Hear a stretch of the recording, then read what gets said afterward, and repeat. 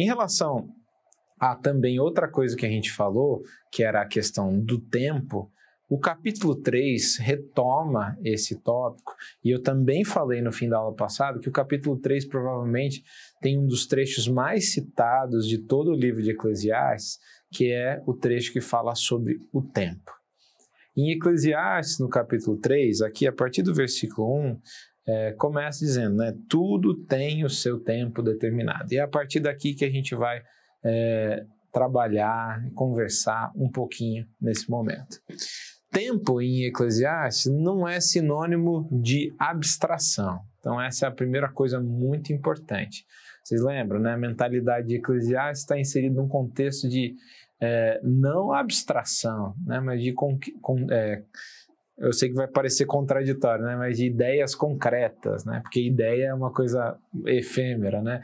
Eu ia falar conceitos concretos, né? Mas de noções concretas das coisas, noções não abstratas, noções palpáveis. E o tempo é uma delas. Normalmente a gente fala em termos de tempo como se o tempo fosse uma entidade separada, né? O tempo, ou perdi tempo e etc. Só que o tempo em Eclesiastes não tem essa dimensão. O tempo, né, no livro de Eclesiastes, ele tem a ver com vida e com ação, né? Só existe tempo porque existe vida, porque existe ação, né? Tempo tem a ver com o local também, onde os eventos acontecem. E isso é um pressuposto básico do que seria, né, uma das noções gerais aí da mentalidade, se pudéssemos falar dessa maneira, do Antigo Testamento. O tempo está intrinsecamente associado às ações. Então, há ação, há tempo. Não existe tempo sem ação. E isso é básico, né? A ação tem a ver também com os locais, né? Com os momentos que acontecem. Por isso, não há separação. E isso é importante demais para a gente entender o capítulo 3. Porque o capítulo 3, como eu falei para vocês, diz, né? Tudo tem o seu tempo determinado, primeiro versículo. E há tempo para todo propósito debaixo do céu. Lembra? De novo, voltou aqui, é debaixo, né? Não agora do sol, mas do céu. Diz assim, há tempo de nascer e tempo de morrer. Tempo de plantar e tempo de arrancar o que se plantou. Tempo de matar e tempo de curar. Tempo de derrubar e tempo de construir. Tempo de chorar e tempo de rir. Tempo de prantear e tempo de saltar de alegria. Tempo de espalhar pedras e tempo de ajuntar pedras. Tempo de abraçar e tempo de deixar de abraçar. Tempo de procurar e tempo de perder. Tempo de guardar e tempo de jogar fora. Tempo de rasgar e tempo de costurar. Tempo de ficar calado e tempo de falar. E é o último, versículo 8. Tempo de amar e tempo de odiar. Tempo de guerra e tempo de paz. O que é muito interessante aqui desse trecho que faz do tempo é que, primeiro, a palavra kol, que eu já tinha destacado para vocês na aula passada, ela volta, né? E aqui ela não mais aparece associada a hevel, a vaidade, mas sim a tempo. E a ideia central aqui dessa citação é que todo evento da vida, para tudo que vai acontecer na vida, tem um momento, um tempo específico. Tudo tem um tempo específico. Só que o problema é que normalmente a gente lê isso como se fosse uma discussão ética, né? Então, qual que é o momento apropriado para eu fazer isso e qual é o momento apropriado para eu não fazer isso, né? Só que isso seria complexo porque tem aqui, né, tempo de, por exemplo, tempo de matar, né, e tempo de nascer. Como que eu decido o tempo apropriado para nascer? Difícil, né?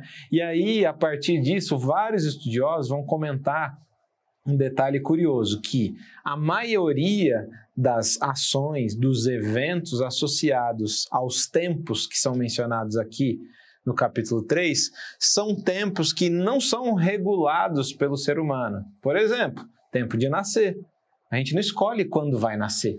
A gente não tem controle sobre esse tempo.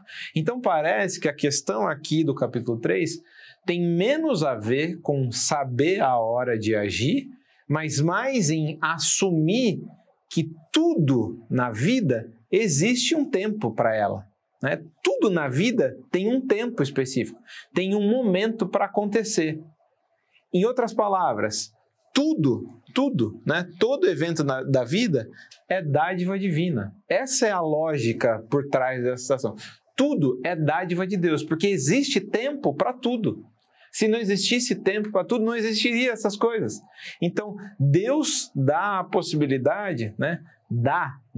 É uma dádiva de existirem tempos para essas coisas. E tudo é uma dádiva divina. Mas ele continua essa ideia, porque no versículo 2, como a gente leu, fala, né? Tempo de nascer e tempo de morrer. Só que é curioso o par que ele escolhe na sequência, né? Que é tempo de plantar e tempo de arrancar o que se plantou. Então, o cuidado com a terra, plantar e arrancar, mas também morrer e nascer. Isso te lembra alguma coisa? Para mim é bem explícito. A que texto ele está fazendo referência aqui? E o texto aparece lá no livro de Gênesis. Lá em Gênesis, no capítulo 3, 16 e 19, a gente tem aquelas maldições que são proferidas sobre Adão e Eva, logo depois de eles terem comido do fruto. Então, se Eclesiastes parece estar associando morte e vida, cuidar da terra e arrancar, com esse texto lá de Gênesis, das maldições, a ideia por trás dessa menção tem a ver com todos os tempos, né, mesmo os tempos da maldição, serem uma dádiva divina. Em outras palavras, Deus está no controle de todos os tempos e eu tenho que confiar nos tempos bons e ruins. Por quê? Tudo tem o seu tempo. Em outras palavras, há tempo para tudo. Por quê? Porque Deus permite que haja tempo para tudo. Essa é a lógica. Tudo é dádiva divina. E aqui a gente tem um momento, parece positivo do livro, né? Há tempo para tudo. Tudo é dádiva de Deus. Tempo de nascer, tempo de morrer. Existe tempo para tudo. Só que tem um problema. E qual é o problema? O problema que a gente já falava desde o início, né? Atenção. O mundo é cruel. A vida é absurda e a realidade é injusta. Esse é o contraponto a o que a gente via. Existe tempo para tudo, tudo é uma dádiva divina. E do versículo 9 ao 15, essa positividade, né, teológica, né, vamos dizer assim, Deus está no controle de tudo, Deus dá tempo para tudo, ela é abalada. Por quê? Ele acaba de falar, né, de deixar bem claro, Deus está no controle de tudo, tudo é uma dádiva de Deus, para na sequência, a partir do versículo 9, ele fala, volta, ó, que proveito tem o trabalhador naquilo com que se afadiga? Parece que ele, em um momento, ele vê a possibilidade de alguma coisa e na sequência, que proveito tem o trabalhador com que ele se afadiga? E ele continua. Vi o trabalho que Deus impôs aos filhos dos homens para com ele os afligir. Deus fez tudo formoso no seu devido tempo. Também pôs a eternidade no coração do ser humano sem que este possa descobrir as coisas que Deus fez desde o princípio até o fim. Sei que não há nada melhor para o ser humano do que alegrar-se e aproveitar a vida ao máximo. Sei também que poder comer, beber e desfrutar o que se conseguiu com todo o trabalho é dom de Deus. Sei que tudo o que Deus faz durará eternamente, sem que nada possa ser acrescentado nem tirado. E que Deus faz isso para que as pessoas o temam.